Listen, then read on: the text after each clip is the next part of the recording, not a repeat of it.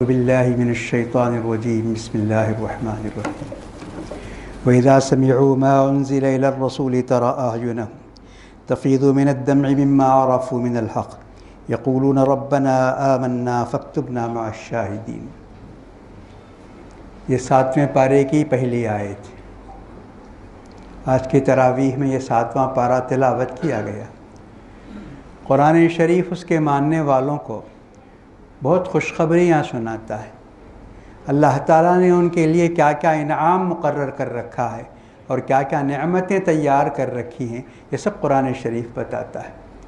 کہ کیا کیا دے گا اللہ تعالیٰ اس کے ماننے والوں کو۔ اس کے باوجود قرآن شریف رلاتا رلاتا ہے، کیونکہ اس میں عذاب کی کچھ ایسی آیتیں آتی ہیں کہ جن لوگوں کو ان پر یقین ہے وہ اپنے آنسوؤں کو قابو میں نہیں رکھتے۔ خود آپ کئی بار سن چکے ہیں اور سنتے ہیں کہ اللہ کے رسول صلی اللہ علیہ وسلم بھی جب قرآن پڑھتے تھے، سنتے تھے تو روئے بغیر نہیں رہتے تھے، کبھی بے قابو ہو جاتے تھے، آگے سننا آپ کے لیے مشکل ہو جاتا تھا۔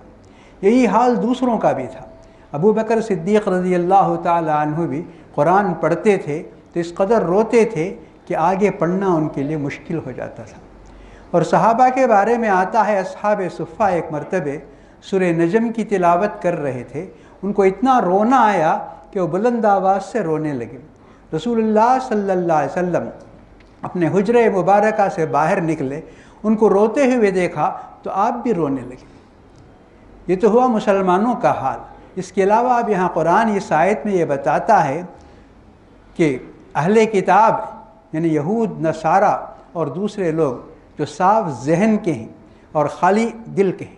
یہ لوگ بھی جب قرآن شریف کو سنتے ہیں تو روئے بغیر نہیں رہتے، بلکہ ان کے آنسو بے اختیار ان کے آنسو نکلنے لگتے ہیں۔ یہ فرمایا اللہ تعالیٰ نے،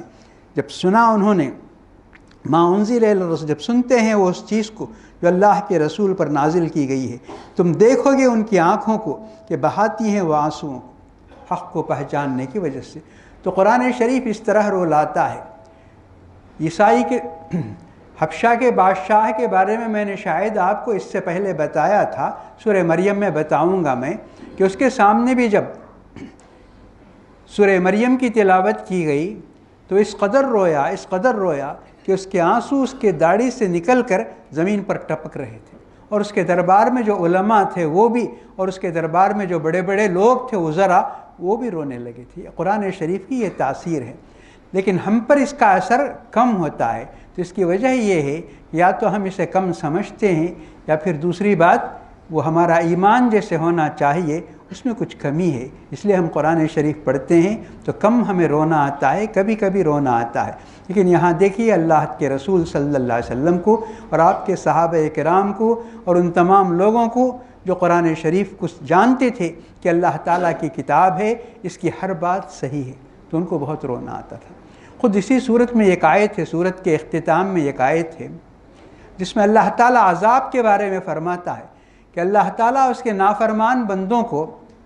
کیسے کیسے عذاب دے گا، یہ اللہ تعالیٰ نے فرمایا۔ اس کے بعد ایک آیت میں بتاتا ہے ان تعذبہم فإنہم عبادک وإن تغفر لہم فإنک انت العزیز الحکیم۔ روایتوں میں آتا ہے مسند احمد کی حدیث سے کہ رسول اللہ صلی اللہ علیہ وسلم رات میں نماز کے لیے اٹھے، نفل نماز، قیام اللیل، کسی بھی نماز کے لیے آپ اٹھے۔ راوی ابو ذر رضی اللہ تعالیٰ عنہ کہتے ہیں میں نے دیکھا آپ کو کہ آپ نے نماز شروع کی، سورہ فاتحہ کے بعد آپ نے یہ آیت پڑھی، چھوٹی آیت، ان تعذبہم فإنہم عبادک۔ اس کا معنی کیا ہے؟ اے اللہ اگر تو ان کو عذاب دے گا تو تیرے ہی بندے ہیں، تو عذاب دے گا تو کسی اور کو نہیں دیتا، اپنے ہی بندوں کو تو عذاب دے گا۔ وَإِن تَغْفِرْ لَهُمْ، اور اگر تو انہیں معاف کر دے گا تو یہ تو تیرا کام ہے، تو زبردست ہے، تو معاف کرنے والا ہے۔ اس آیت تو اللہ کے رسول صلی اللہ علیہ وسلم نے جتنی رکعت نماز پڑھی ہر رکعت میں یہی آیت پڑھتے تھے، اور صبح کر دیا آپ نے اسی ایک آیت کو پڑھتے پڑھتے ان تعذبہم فإنہم عبادک وإن تغفر لہم فإنک انت العزیز الحکیم۔ اس کے بعد کچھ مسائل ہیں اور احکام ہیں۔ اللہ تعالیٰ فرماتا ہے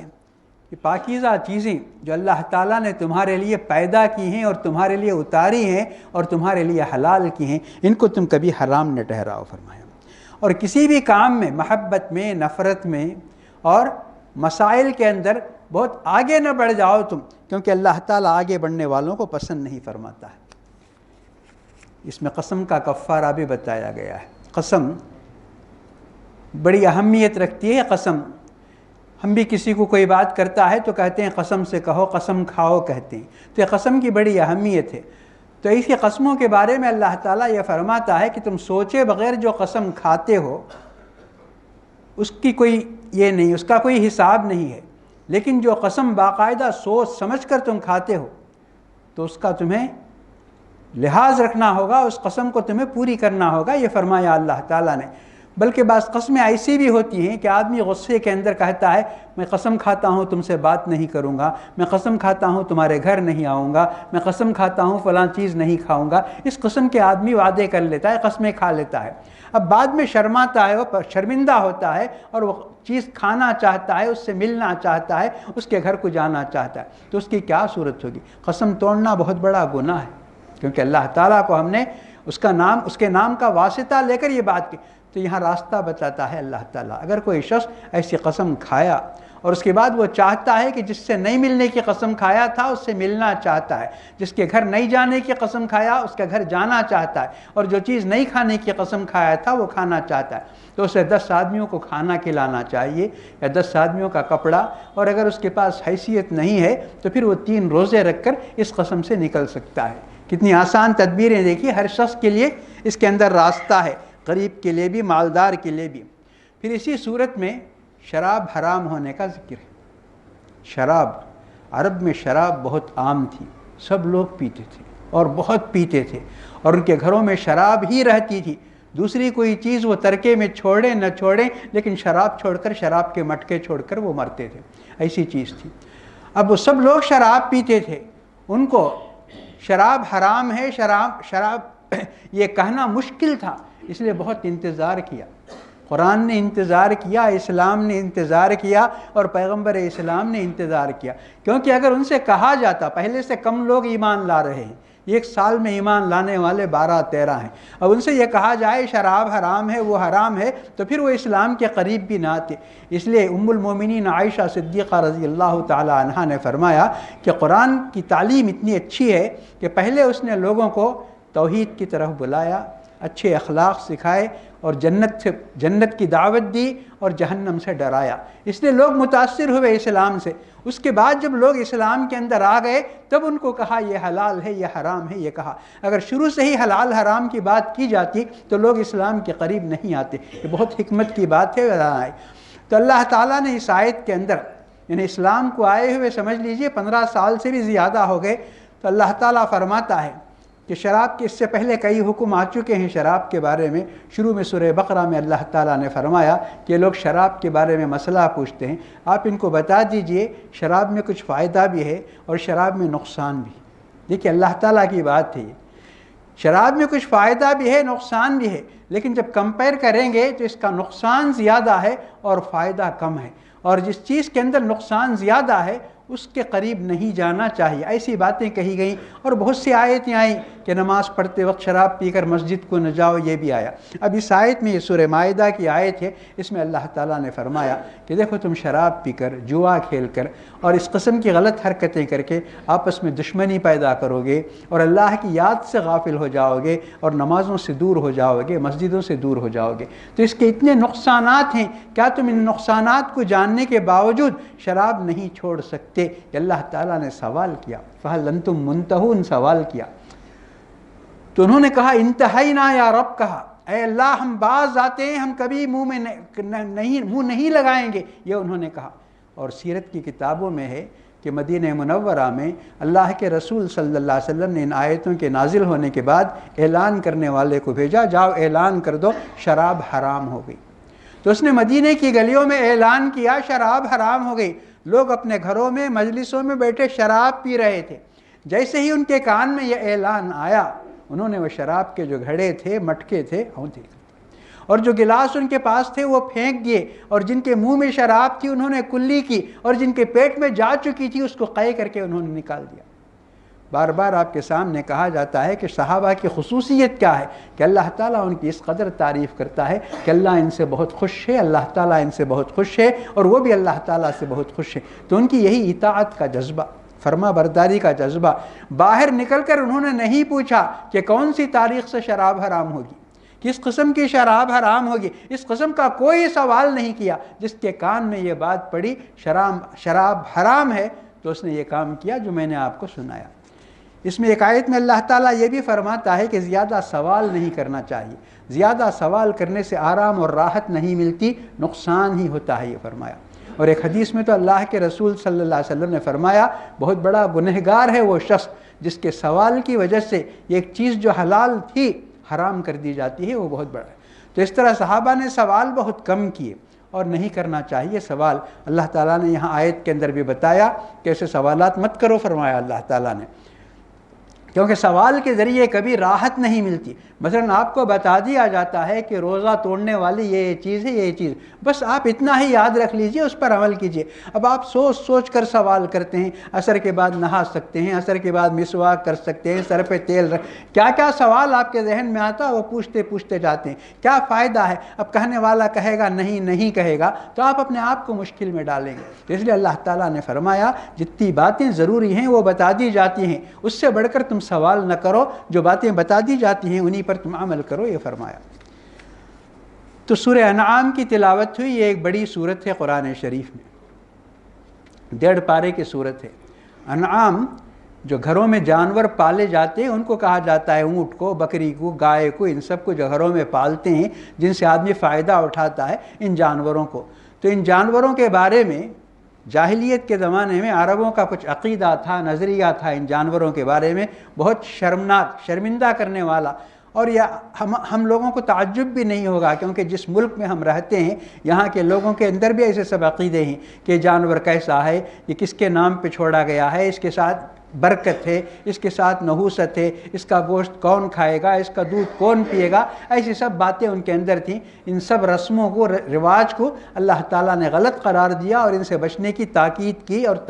یہ فرمایا۔ تو یہ باتیں کل آئیں گے آپ کے سامنے۔ آج جو سورت پڑھی، جتنا حصہ آج اس سورت کا پڑھا گیا ہے، اس میں ایک آیت یہ بھی ہے کہ اللہ تعالیٰ فرماتا ہے کہ آپ کو یہ لوگ 40 سال تک سب سے سچا کہتے تھے اور سب سے بڑا امانت دار کہتے تھے، اپنے سارے جھگڑے آپ کے پاس فیصلے کے لیے لاتے تھے، لیکن آج جب ان کو اسلام کی دعوت آپ نے دی تو یہ لوگ آپ کو جھوٹا کہتے ہیں اور آپ کو جادوگر کہتے ہیں، کیا کیا کہتے ہیں۔ تو اللہ تعالیٰ فرماتا ہے کہ ان کی ان باتوں سے آپ کو بہت رنج ہوتا ہے، کیونکہ جھوٹے کو بھی جب جھوٹا کہا جاتا ہے تو لڑائی کرنے پر آ جاتا ہے، لیکن جو دنیا کا سب سے سچا شخص ہے، یہ تاریخ کا اتفاق ہے کہ آپ سے سچے انسان پر سورج نہیں نکلا۔ تو ایسے سچے انسان کو جب جھوٹا کہا جائے گا تو اس کے دل پر کیا گزرے گی؟ تو آپ صبر کرتے تھے، خاموش رہتے تھے۔ اللہ تعالیٰ فرماتا ہے قد نعلم انہ لیحزنک الذی یقولون، ہمیں پتہ ہے کہ لوگ جب آپ کو جھوٹا کہتے ہیں، آپ کی باتوں کو جھٹلاتے ہیں تو آپ کو بہت دکھ ہوتا ہے، لیکن آپ اتنا اطمینان رکھیے کہ لوگ آپ کو جھوٹا نہیں کہتے ہیں، کیونکہ انہوں نے آپ کو صادق کہا ہے، امین کہا ہے، یہ اللہ کی باتوں کو جھٹلا رہے ہیں۔ یہ اتنے گنہگار ہیں، اتنے نافرمان ہیں اور اتنے جری ہیں یہ کہ اللہ کے فرمان کو جھوٹ کہتے ہیں، آپ کو جھوٹا یہ نہیں کہتے ہیں۔ یہ کہہ کے اللہ کے رسول صلی اللہ علیہ وسلم کو تسلی دی جا رہی ہے ان آیتوں میں۔ اس کے بعد ایک آیت میں یہ بھی ہے کہ کافر جو اللہ تعالیٰ کو نہیں مانتے، جو آخرت کو نہیں مانتے، عذاب قبر کو نہیں مانتے، جتنے بھی وعدے کیے گئے ہیں قرآن میں اور حدیث میں، جو لوگ اسے نہیں مانتے، یہ دنیا میں تو مزے سے رہ جائیں گے، کیونکہ اللہ تعالیٰ ان کو دنیا میں جتنا دینا ہے یہ سب اللہ تعالیٰ ان کو دے دیتا ہے، دنیا میں ان کے حصے کو کم نہیں کرتا ہے۔ لیکن جب موت کا فرشتہ ان کے سامنے آئے گا تو ان کے ساتھ بڑا برا معاملہ کیا جائے گا۔ کہتا ہے اللہ تعالیٰ وَلَوْ تَرَىٰ إِذِ الظَّالِمُونَ فِي غَمَرَاتِ الْمَوْتِ، کاش کوئی دیکھ سکتا کہ ایسے تمام لوگ جو اللہ تعالیٰ کے نافرمان ہیں، جنہوں نے اللہ تعالیٰ کے تمام وعدوں کو جھٹلایا اور اللہ تعالیٰ کی باتوں کا مذاق اڑایا اور پیغمبروں کی باتوں کو قبول نہیں کیا، زندگی گزار لیں گے اچھی بری کسی بھی طرح کی آرام کی راحت کی، لیکن جب موت کا فرشتہ ان کے سامنے آئے گا تو اتنی سختی کے ساتھ ان کا معاملہ کرے گا، اتنی سختی کے ساتھ وَلَوْ تَرَىٰ إِذِ الظَّالِمُونَ فِي غَمَرَاتِ الْمَوْتِ، فرشتے اپنا ہاتھ لمبا کریں گے، اخرجوا انفسکم والملائکۃ باسطوا ایدیہم اخرجوا انفسکم، فرشتے اپنا ہاتھ لمبا کر کے کہیں گے یہ جان نکال کے دو، تم اللہ کو نہیں مانتے تھے لیکن یہ جان اسی کی امانت ہے،